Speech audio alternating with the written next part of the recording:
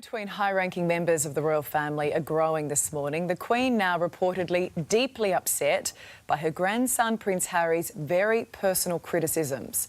For more, we're joined by ITV News royal editor Chris Shipp in London. Chris, always good to talk to you. The Princess Oprah documentary seems to have caused a bit of a stir. Yeah, you know, the Queen's been through quite a lot, hasn't she, in the past 6 weeks or so, ever since the funeral of Prince Philip. And, you know, the first Oprah interview, the one we had, the one I call the bombshell interview, was sort of staggering for so many reasons because of all the accusations that Harry and Meghan were throwing at the royal family. But this latest series Harry has done with Oprah is all on mental health. I've called it Oprah 2.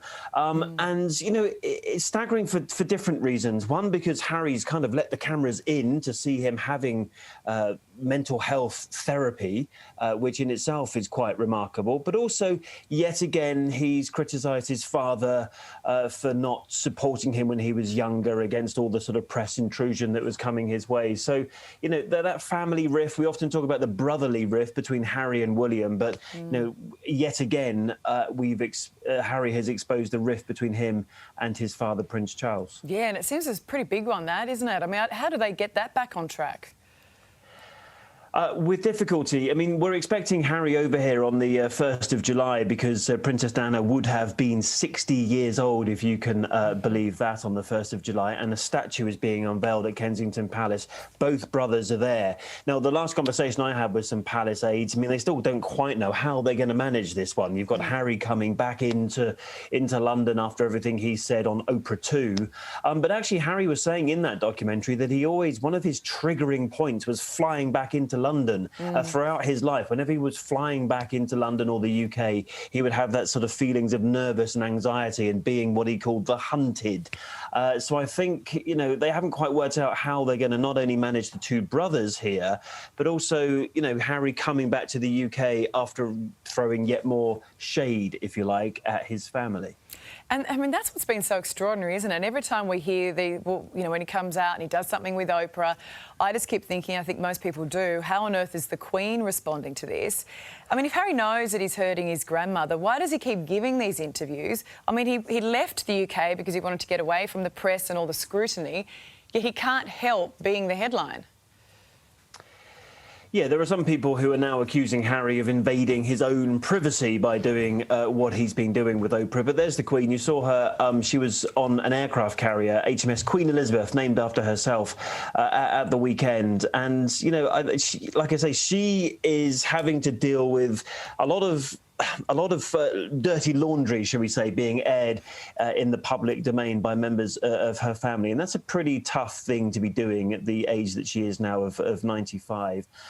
You know, everything that Harry has said about his brother and about his father, I mean, that must, for her, to be very difficult. But as ever, as we kind of expect from the Queen, she's kind of getting on with the job. She was out on this aircraft carrier on Saturday before dispatching it on its maiden voyage off to the China seas. But for the Queen, I think a lot of people have a great deal of sympathy for her, given everything that Harry keeps saying, be it in podcasts or be it in these interview series that he's doing with Oprah Winfrey. He's got to run out of stuff to say soon, surely. Chris, always good to talk to you. Thanks for coming on this morning. Princess Diana was scared half to death by Martin Bashir into doing the now famous BBC Panorama interview 25 years ago.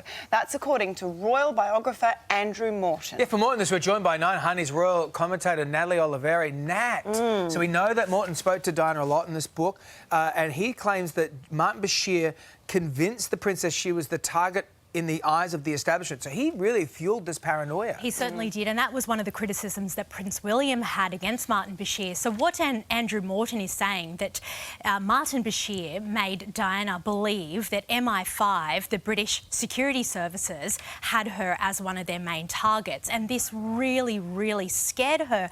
And I mean, it would scare anyone, wouldn't it, if you think the government is spying on you. Now, Andrew Morton spoke to Diana in 1992 for his True Story book. book. Now, he says that Diana would have done the interview regardless, right? But she chose Martin Bashir because he had scared her to death with these claims about MI5 and the establishment. But look, he says that there was a mile-long queue around Kensington Palace of journalists trying to interview Diana, so it was really only a matter of time before she did speak. But yes, it was choosing Martin Bashir because of the deceitful methods he used, and that's of course what the Dyson inquiry found on Friday, that he had employed these deceitful methods, breaching the BBC guidelines to get that interview with Diana. So it is very scary stuff. And of course, Prince William and Prince Harry launched that scathing attack on Friday towards Martin Bashir and also the BBC. Now, Prince William said it was the tricks used by Bashir that convinced his mother to speak, but also influenced the things that she actually said in that interview. Prince Harry went a step further and linked the death of his mother to that interview just 2 years later in Paris. So very, very strong words from the boys. Prince William was asked about the apology from Martin Bashir and he refused to comment. So, I mean, we have heard from Martin Bashir since that about that interview, and he did apologise to the princes, but they're not having anything of it. That's right. Martin Bashir's spoken to the Sunday Times and he says that I never wanted to harm Diana in any way, and I don't believe we did. I don't feel I can be held responsible for many of the other things that were going on in her life and the complex issues surrounding those decisions. Now, so this is the third apology from Martin Bashir since he did the interview in 1995, because of course there was an inquiry in 96 and that's when he apologised the first time.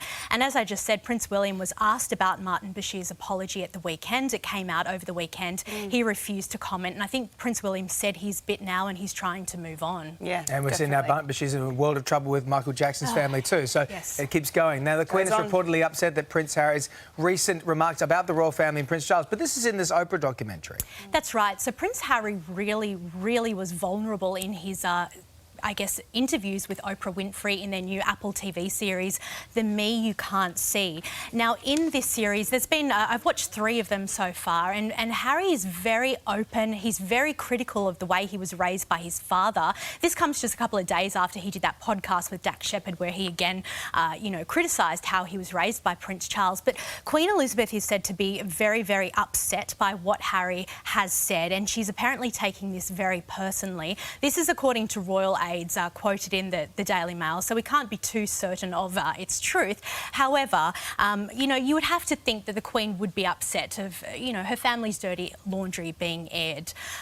Or perhaps even just upset of the effect and the impact that it's had on Harry. Well, that's right, for Harry. And, I mean, Prince Charles himself is said to be quite upset, but he's also hopeful of a reconciliation with his son. And that parenting isn't perfect. No, that's right. And look, Prince Harry is due to go over to London again in July for that statue to be unveiled of his mother. So it's hoped that he's going to see his family again and hopefully have some more time, because when he was there for the funeral of his grandfather, they didn't have much time. You would think he'd be thinking about this as well. Yes. He's a smart guy. Meanwhile, Prince William is off on tour in Scotland and it looks like he's having a great time. Let's have a look.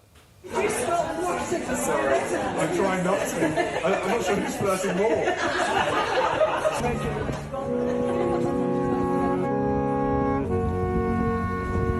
Yeah, so that there that you saw, it's so cute. I just love it. That's so Prince sweet. William is speaking with a number of aged care staff at a home in Edinburgh, and he was accused of flirting with 96-year-old Betty. And Prince William... He's only human.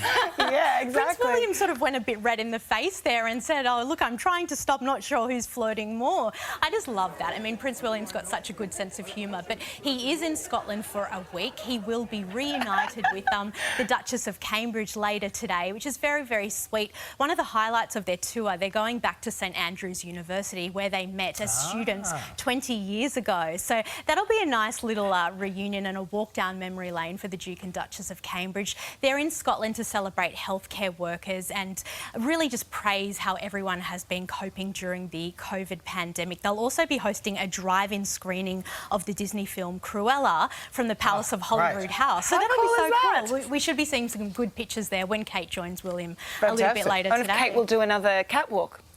Well, That would be interesting. That would be good. All right, thanks, Thanks Nat. so much, Nat. Coming up on Today Extra, battle to beat lockdowns. The PM's border proposal to give an exemption to vaccinated Aussies. But will premiers approve the plan? Plus, radio.